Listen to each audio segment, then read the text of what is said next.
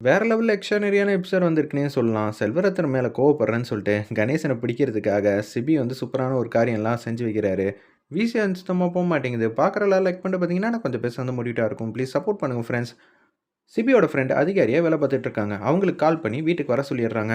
என்ன ஆச்சுங்க? நீங்க எதுக்கு இங்க வந்திருக்கீங்கன்னு கணேசன் வந்து கேட்கும்போது, சிபி வந்து மாடியிலேருந்து, முடிக்காத ஒரு விஷயம் ரொம்ப நாளா நம்ம வீட்ல பெண்டிங்கா இருக்குல்ல மாமா, அத முடிக்கிறதுக்காக தான் வந்திருக்காங்க. என்ன சொல்ற மாப்ள? எனக்கு ஒண்ணும் புரியல. செல்வ ரத்தினத்துக்காக தான் இவங்க இங்க வந்திருக்காங்கன்னு சொன்னோனே, சிபி சார் ஏன் இது மாரிலாம் அவசரப்படுறீங்க? நீ வேணா என்ன வேணான்னு யோசிக்கலாம். நான் அப்படியெல்லாம் அமைதியாலாம் யோசிக்க முடியாது.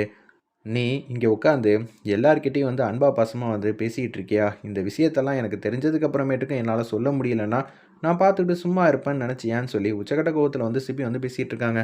அப்பன்னு பார்த்து பிரகாஷ், ஜானு எல்லாருமே ஹாலுக்கு வராங்க. "என்னப்பா ஏன் இப்படி பிடிவாதமா இருக்க? நான் தான் உன்கிட்ட வந்து சொன்னேன்ல, என்னோட தோழன் இதுக்கான காரணமா இருக்க மாட்டாருன்னு. அப்பா நீங்க வேணா விட்டுக் குடுக்கலாம். நாங்க விட்டுக் குடுக்க முடியாது. அவங்க இதுக்கு எல்லாத்துக்கும் காரணம் தெரிஞ்சு தானே தலைமறைவா இருக்காங்க." அப்படின்னு அது அதிகாரி அவங்க தோழர்கிட்ட வந்து பேசிட்டு இருக்காரு. நம்ம சிபி, "நீ என்ன பண்றன்னா, இது மாரி செல்வரத்தினம்னு ஒரு ஆள் வந்து தப்பிச்சு போயிருக்காப்புல. அவர் எங்க இருக்காரு, ஏது இருக்காருன்னு எல்லா டீட்டெயிலையும் வந்து கலெக்ட் பண்ணிக்க. அம்முங்கிறவங்க எங்க அத்தை, அவங்களோட ஹஸ்பண்ட் தான் இது எல்லாத்துக்கும் காரணம்னு எங்களுக்கு எல்லாமே வந்து கண்டுபிடிக்கணும். நீ தான் வந்து இந்த முடிஞ்சு போன விஷயத்த முதல்லேருந்து ஆரம்பிக்கணும்." அப்படின்னு சொல்லும்போது கடுப்பாயிட்டாங்க நம்ம பிரகாஷ். "சரிப்பா, நான் கொஞ்சம் விஷயம்லாம் வந்து அவர்கிட்ட சொல்ல வேண்டியது இருக்கு. நீயும் இது மாரி அதிகாரிய கூப்பிட்டதெல்லாம் எனக்கு ரொம்பவே சந்தோஷமா தான் இருக்கு. நான் சொல்றத நீங்க கேட்பீங்களா?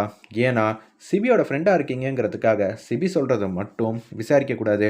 நான் சொல்றதையும் நீங்க விசாரிக்கணும். ஆல்ரெடி சிபிக்கு நான் நன்றி சொல்லணும். சிபி, இந்த விஷயத்துல அம்மு மேல எல்லாருமே வந்து கோவமா இருக்காங்க. அத நான் முடிச்சு வைக்கணும்னு நெனச்சப்பா, நீ ஏன் அதிகாரிய கூப்பிட்டு வந்தது ரொம்பவே எனக்கு சந்தோஷமா தான் இருக்கு. தப்பு செய்யாத நாங்க எதுக்கு குழம்பணும்? தமிழு, நீ எதுவும் பேசாத. நான் பார்த்துக்கிறேன்." அப்படின்னு சொல்லும்போது, இந்த விஷயத்துல முக்காவாசி தெரிஞ்ச விஷயம்லாம் எனக்கு மட்டும் தான்.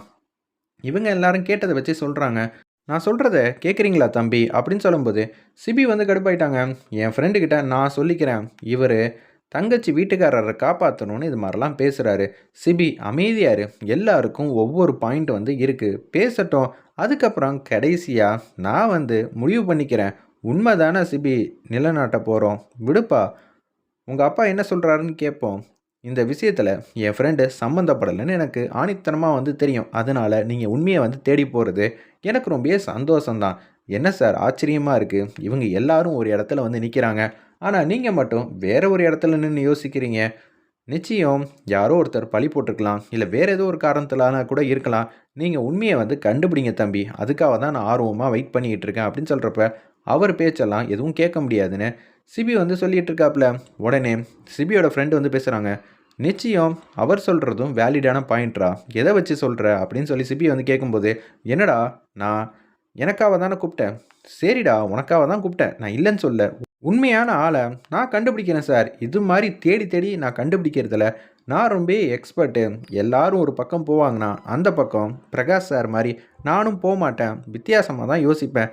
தெரியும்டா, ஆல்ரெடி சால்வ் பண்ண முடியாத 30, 40 வருஷத்துக்கு முன்னாடி நடந்தது எல்லாத்தையும் என் ஃப்ரெண்டு வந்து அசால்ட்டா கண்டுபிடிச்சிருக்கான். அதனால கவலையே இல்ல. அப்பனா எனக்கும் சந்தோஷம் தான் சார் உங்கள மீட் பண்ணது. திறமைசாலியா தான் நீங்களும் இருக்கீங்க. எல்லாரும் என் தங்கச்சி வீட்டுக்காரன தப்புன்னு சொல்றாங்க. நீங்க உண்மையான ஆள வந்து கண்டுபிடிச்சு உள்ள தள்ளினீங்கன்னு வச்சுக்கங்களேன், என் குடும்பம் திருப்பியும் பழையபடி சந்தோஷமா இருக்க போறோம். நீங்களே அதுக்கான வழிய வந்து காட்டுங்க சார்." அப்படின்னு சொல்லும்போது, "சூப்பர் சார். இவ்வளோ பாசிட்டிவா இருக்கீங்க. நான் வந்து பார்த்துக்கிறேன்." அப்படின்னு சொல்லி விசாரணைய வந்து ஆரம்பிக்கிறதுக்கு தொடங்குறாங்க.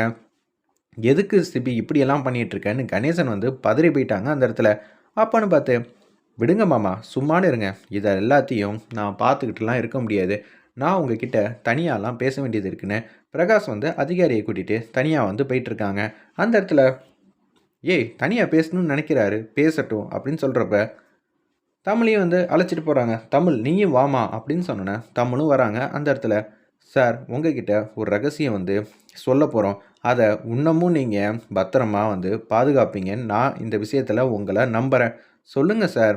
"தமிழ் வேற யாரும் இல்ல. இவ்வளோ நேரம் சிபி வந்து செல்வரத்தனம்னு சொல்லிட்டு இருந்தாங்கல்ல, அவங்களோட பொண்ணு தான். நீங்க இந்த விசாரணைய ஆரம்பிக்கும்போதே எல்லாமே வந்து தெரிஞ்சிரும். செல்வரத்தினத்தோட ஃபோட்டோவ இப்ப நீங்க கேட்டீங்க. எப்படி இருந்தாலும் அந்த ஃபோட்டோவ நான் உங்களுக்கு தரேன். எல்லாரும் பழி சொல்லிக்கிட்டு இருக்காங்க. அந்த பழியிலேருந்து எங்கள் குடும்பத்தை நீங்கள் தான் மீட்டெடுக்கணும். இல்லாட்டி ரொம்பவே கஷ்டமாயிடும். இவ்வளோ தூரம் நீங்கள் நம்புறீங்க. சிபிக்காக மட்டும் இல்லை, நானும் உங்களுக்கு பையன் போல தான். உண்மையான ஆளை கண்டுபிடிக்காம நான் விடவே மாட்டேன்னு அந்த இடத்துல சொல்லும்போது, என்ன ஆச்சு? என் ஃப்ரெண்டை எனக்கு சாதகமாக வந்து பேசுகிறதுக்காக கூப்பிட்டு வந்தா, இவங்க என்ன இப்படியெல்லாம் டைவர்ட் பண்ணிகிட்டு இருக்காங்க. சிபியும் அந்த ரூம்குள்ளே வந்து வராங்க. ஆமாண்டா மச்சான், இவ என்னோட அத்தை பொண்ணு தான். எனக்கே இப்போ தான் சமீபத்தில் வந்து தெரிஞ்சிச்சு. இந்த விஷயத்தில் எல்லாரும் ஒவ்வொரு மாதிரி யோசிக்கிறீங்கன்னு மட்டும் நல்லாவே தெரியுது. நான் உண்மையை கண்டிப்பாக வந்து கண்டுபிடிப்பேன். உங்கள் அப்பாவோட ஃபோட்டோவை கொடுங்கங்கிற மாதிரி கமல்கிட்ட வந்து கேட்குறாங்க. உடனே அவங்க வந்து ஃபோட்டோ வந்து கொடுக்குறாங்க. இதுதான் எங்கள் அப்பாவோட ஃபோட்டோ அப்படின்னு சொல்லும்போது, சிபி நீ பார்க்குறியா அப்படின்னு சொல்லி கேட்கும்போது, இல்லை நான் பார்க்க விரும்பவே இல்லை. அந்த ஒரு மனுஷனை நீ ஏன் வந்து தேடி கண்டுபிடிச்சி எதுவாக இருந்தாலும் சொல்லு அப்படின்னு சொல்லிடுறாங்க. டேய், இந்த விஷயம் இப்போதைக்கு யாருக்குமே தெரியக்கூடாதுன்னு எங்கள் அப்பா என்கிட்ட சத்தியம் வாங்கிட்டாங்க. அதை நீ கடைப்பிடிக்கணும். முன்னொன்று இவ அவங்க வீட்டு பொண்ணுங்கிற விஷயமும் யாருக்கும் தெரியக்கூடாது, பார்த்துக்க அப்படின்னு சொல்லிட்டு சொல்லிகிட்டு இருக்கிறப்ப சிபிக்கிட்ட வந்து பேசுகிறாங்க. அந்த அதிகாரி வந்து போனதுக்கப்புறமேட்டுக்கு, பரவாயில்லையே சிபி, நீ இவ்வளோ தூரம் வந்து கான்சன்ட்ரேஷனாக இருப்பேன்னு நான் நினச்சி கூட பார்க்கல. பரவாயில்ல, என் பையன் தானே. அப்பா உங்களுக்காக சில விஷயத்தை விட்டு கொடுக்கலாம்ப்பா, ஆனால் எல்லா விஷயத்தையும் விட்டு கொடுக்கக்கூடாது. நான் உனக்கு நன்றி சொல்லணும் சரியா? நீ எனக்கு அவ்வளோ பெரிய உதவி பண்ணியிருக்க. உண்மையான ஆளை நாங்கள் தேடுனா கண்டுபிடிக்க முடியுமா? சார் மாதிரி ஒரு அதிகாரி இருந்தால் மட்டும்தான் ஈஸியாக கண்டுபிடிக்க முடியும்னு சொல்லிட்டு அப்படியே வெளியில் வந்து வராங்க. அப்படி இந்த 4 பேரும் என்ன ரகசியம் பேசுனாங்கன்னு ஒன்றும் புரியலையே அப்படின்னு சொல்லிட்டு இருக்கிறப்ப ஜானு வந்து கேட்குறாங்க. அப்படி என்ன ரகசியம்? இங்கேயே பேசியிருக்கலாம்ல. அதெல்லாம் ஒன்றும் இல்லை. சிபி ஒரு விஷயம் சொன்னார், பிரகாஷ் ஒரு விஷயம் சொன்னார், தமிழ் ஒரு விஷயம் வந்து சொல்லியிருக்காங்க. 3 பேரும் அவங்கவுங்க கருத்தை வந்து சொல்லியிருக்காங்க. கணேசன் என்றானா இது ஆரம்பிக்கவே வேணாங்கிறாங்க. சார் தெரிஞ்சோ தெரியாமலோ மச்சான் ஏஞ்சிட்டாங்க. மச்சானோட வாழ்க்கை எவ்வளோ முக்கியமோ அதே மாதிரி தான் அம்முவோட வாழ்க்கையும் முக்கியம்னு சொல்லலை. அப்படியே விட்டுருங்க சார் அப்படின்னு நான் சொல்ல வந்தேன்னு சொல்லும்போது, சரி சார், உங்கள் மாமா மேலே பார்த்தா கூட எனக்கு சந்தேகமாக தான் இருக்குது. உங்கள் மாமா எத்தனை வருஷமாக இங்கே இருக்காங்க? எங்கள் அப்பாவை அவர் தாண்டா நல்லா வந்து பார்த்துக்கிட்டாரு அப்படின்னு சொல்லும்போது, சரிங்கிற மாதிரி சொல்லிவிட்டு அப்படியே போகும்போது அவங்க மாமாவை பார்த்துட்டே வெளியில் வந்து போகிறாங்க. எல்லாரும் வந்து போகிறப்ப, அம்மா ஒரே ஒரு நிமிஷம், நான் வந்து சொல்கிறத ஒரு நிமிஷம் கேட்குறீங்களா? என்ன சிபியை வாபஸ் வாங்க சொல்லணுமா? அதெல்லாம் சுத்தமாக என்னால் முடியாது. அதெல்லாம் இல்லைம்மா, உண்மை ரொம்ப நாளாக வந்து மறைஞ்சிருக்காதுமா. இப்போ ஏதாவது ஒரு விஷயத்த வந்து நானாக தேடி கண்டுபிடிக்கிறதுக்கும் இவங்க வந்து தேடி கண்டுபிடிக்கிறதுக்கும் நிறைய வித்தியாசம் இருக்குது. அதனால சிபி எனக்கு நல்லது தான் செஞ்சுருக்கான். கூடிய சீக்கிரம் செல்வரத்னமும் இந்த வீட்டில் தான் இருப்பாப்புல. நீங்கள் மனசார அவங்கள ஏற்றுக்க போகிறீங்க. அம்முவையும் வலது காலை எடுத்து வச்சு ஆரத்தி எடுத்து நீங்கள் அவங்க 2 பேரையும் வீட்டுக்குள்ளே கையை பிடிச்சிட்டு அழைச்சிட்டு வர வேண்டிய நாள் வந்து வந்துருச்சுமா. அதுக்கான பிள்ளையார் சொல்லிய நம்ம சிபியே வந்து போட்டுட்டாப்புல அப்படின்னு சொல்லும்போது, அப்பா நம்பிக்கையோட இவ்வளோ இருக்கலாம். ஆனால் உண்மைகள் வெளியில் தெரிஞ்சால் உங்கள் மனசு மாறதான் செய்யும். அதே தான்ப்பா நானும் சொல்கிறேன். உண்மைகள் வெளியில் தெரிஞ்சால் உங்கள் மனசும் கவலைப்படும். இவ்வளோ நல்ல மனுஷனுக்கு இப்படியெல்லாம் ஒரு பழியை கட்டிட்டோமேனு நீங்கள் வருத்தம் தான் பட போகிறீங்க. தமிழ் நீ எதுக்கும் கவலைப்படாதடா, வெற்றி நம்ம பக்கம்தான் அப்படின்னு சொல்லிட்டு இருக்காங்க பிரகாஷ்.